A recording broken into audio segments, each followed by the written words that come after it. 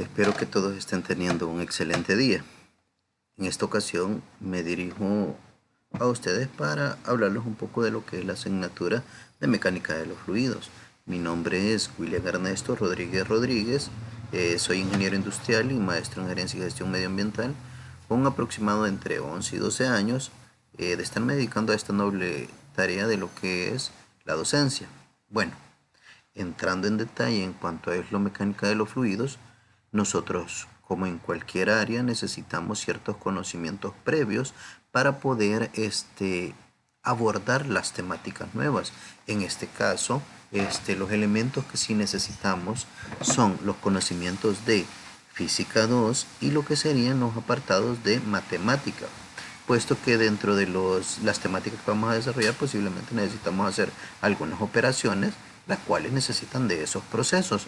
Ahora bien, al iniciar la asignatura lo vamos a hacer tomando en consideración lo que son las propiedades de los fluidos, y acuérdense que los fluidos son líquidos y son gases, y por lo tanto van a poder interferir dentro del buen funcionamiento de alguna maquinaria o en algún trabajo que nosotros querramos. Entonces, al conocer estas propiedades, a nosotros se nos facilitan muchos elementos e inclusive aprovechamos esas propiedades.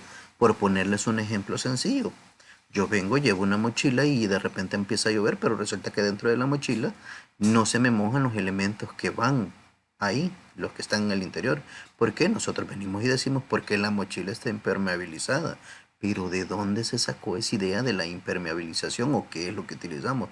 Pues no utilizamos nada más y nada menos que una propiedad de los fluidos, que es la tensión superficial, la cual no permite que pueda insertarse dentro de esto. Entonces, quien fabrica estos elementos lo toma en consideración. Lo mismo sucede con otros elementos como lo es los que fabrican o producen jabón. Tienen que tomar otra característica de los fluidos para arrancar grasa o algún otro elemento que vayan a considerar ahí. Si me voy al área de construcción, las propiedades de los fluidos son sumamente interesantes. ¿Por qué? Porque necesitan saber, por decirles algo, dentro de un terreno, cuál es la capacidad que tiene de absorción de líquidos ese terreno. Porque si se fijan, los fluidos se van a filtrar y esa filtración sucede por otras características o propiedades que van a tener esos suelos, que aunados a lo que es este líquido van a poder hacer más vulnerable una superficie. Entonces hay ciertos estudios que se han de desarrollar. Bueno, si nosotros vemos parte de esas propiedades que se utilizan en diferentes áreas, luego nosotros tendríamos que ver la parte de la hidroestática, la cual me dice o me habla de presiones a las cuales están sometidos ciertos elementos.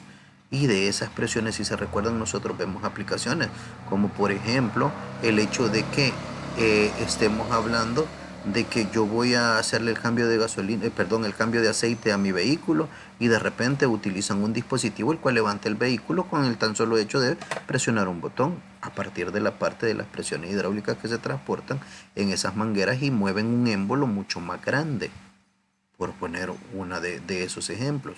Otros que nosotros pudiéramos ver son los recipientes de pared delgada. Si se fijan, por ponerles un ejemplo, las pipas que nosotros vemos que transportan leche, que transportan agua, que transportan gasolina, ellas generan cierta presión al interior. Entonces las paredes de estos dispositivos contenedores tienen que ser tales que tienen que soportar estas condiciones.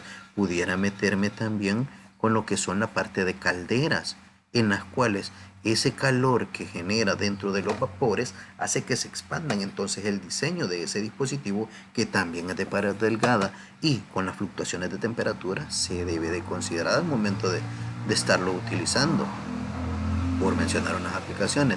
Luego podríamos ver nosotros lo que serían elementos de pared delgada, como cuáles, por decirle, compuertas que sirven para apertura o cierre de algunos dispositivos.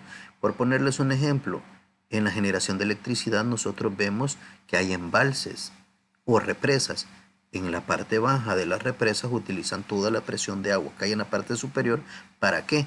Para que al salir por esas compuertas y la apertura de ellas permita que mover ciertos álabes que generan electricidad, pero no es una cantidad pequeña de fluido o de líquido que esté ahí, sino que es bastante grande. Entonces también los dispositivos que van a estar sometidos a estas presiones, a este movimiento y a esa fuerza tan intensa, necesitan conocer o hacer los cálculos para todo eso, ese desgaste al cual van a estar sometidos.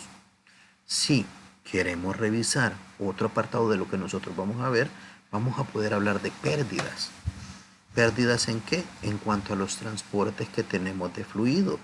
Por ponerles un ejemplo, si nosotros vemos en nuestras viviendas, para que en el chorro caiga esa agua que es vital y que nosotros utilizamos, realmente puede que antes de llegar a mi vivienda tuvo que estar en una planta de tratamiento, luego de la planta de tratamiento posiblemente a un tanque de captación, de ese tanque de captación a la comunidad, ciudad o lo que es la parte municipal en la cual nosotros estemos habitando. Llegando a lo que es la entrada de nuestra vivienda, empieza a redistribuirse en una red o un sistema que puede ser en serie o puede ser en paralelo. Por lo tanto, cuando llega el chorro ha pasado por una gran longitud de lo que es ducto, más codos, más cualquier otro dispositivo que pueda servir, las válvulas. ¿Qué sucede? Cada vez que pasa por cada uno de esos dispositivos se genera cierta fricción y esa fricción es la que disminuye la cantidad de fluido que pueda transportarse y la fuerza o la presión que sostienen con las paredes delgadas de transporte. Por ponerles un ejemplo, si venimos nosotros y decimos, mire, aquí hay un pozo y en este pozo yo quiero extraer el agua, ¿y cómo le voy a hacer? El pozo tiene que 12 metros de profundidad, entonces necesito colocar lo que sería una bomba y voy a ir a conseguir la bomba, pero ¿cómo la voy a conseguir? Tengo que decir en la ferretería de qué potencia es y para determinar la potencia se consideran esas pérdidas de transporte por la longitud y cualquier otro dispositivo que vayamos nosotros a utilizar. Ahora bien, si me voy a la parte de construcción, yo voy a verificar que de repente en mi casa o en la casa de cualquiera de nosotros, de repente para el invierno llueve demasiado y sucede que la cantidad de fluido que trae es bastante grande y de repente no es solamente el agua la que viene, sino que trae piedras, trae secciones de árboles, posiblemente pudiera transportar cualquier otro tipo de elemento que ¿qué sucede? Yo necesito proteger esta vivienda y para eso vienen y generan los muros de contención, pero los muros de contención dependiendo del análisis de flujo de lo que es el agua que va a transitar por ahí, así es como se diseña, ¿ya?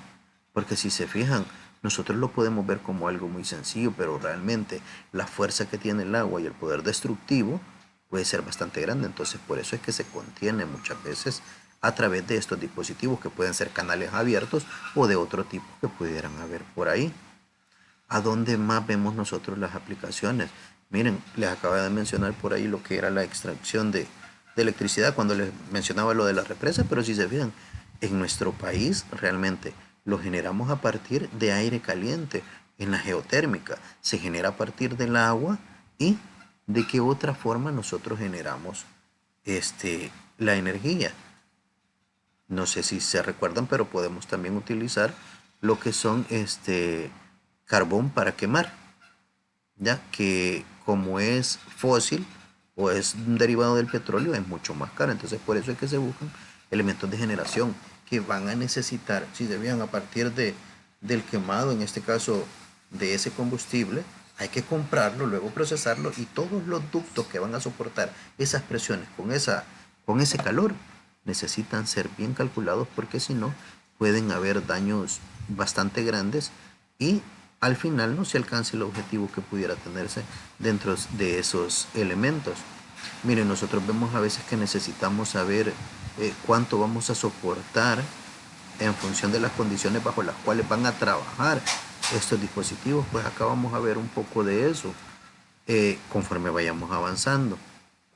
Ahora bien, si vemos el apartado, me paso ahora el apartado de evaluaciones, vamos a tener 2 laboratorios cortos y un parcial por periodo. Luego, en cuanto a las sesiones, vamos a tener una que va a ser dedicada para la proporción del material teórico, el cual van a revisar y luego de eso en la siguiente nosotros tendríamos una reunión virtual cuando no exista una evaluación de laboratorio corto o de parcial. Luego de esto, ¿cómo vamos a desarrollar lo que son las sesiones virtuales? Lo vamos a hacer a partir de lo que es el Google Meetings, que es la herramienta que se está utilizando. Aparte de eso, nosotros vamos a utilizar el correo institucional como medio oficial, vamos a utilizar también la mensajería de cada una de las aulas virtuales y voy a generarles un grupo de Facebook en el cual les voy a prestar por ahí lo del grupo para poder tenerlos ahí, y por cualquier duda pues también puedo compartir con ustedes algún aviso o algún elemento, porque si se fijan a veces pasamos un tanto más, como les digo, pendientes de las redes sociales que de los medios oficiales, o a veces nosotros decimos no, me presentó algún inconveniente por X o Y razón, pues entonces ahí va a estar eso en el cual nosotros vamos a poder ver para estar al tanto de cualquier tipo de información. Bueno, creo que hasta aquí llegaría ya con este video introductorio referente a la asignatura. Espero que tengan un buen día.